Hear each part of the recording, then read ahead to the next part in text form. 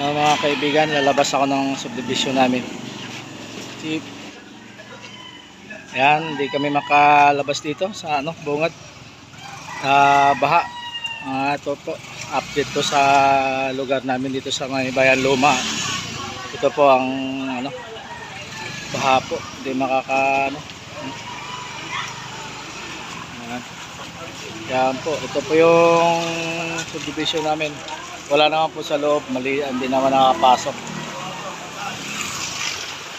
Ito yung sa labasan. Yan po, papuntang Bayan Luma 5, 5. Ito naman papuntang 4. Ito. Wala, yung mga papasok sa trabaho hindi makapasok. Mga nakamotor na ganito lang, titirik talaga. Yan. Mga tropa na tricycle driver. Yan mga kuya, mga kaibigan ko. Pagka magawin kayo dito sa Bayan Luma, 5, 4, 6, hindi kayo makakadaan. Sobrang taas ng tubig.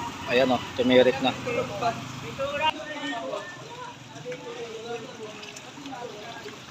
Yan po, papasok kayo dito sa Putang Bacandala,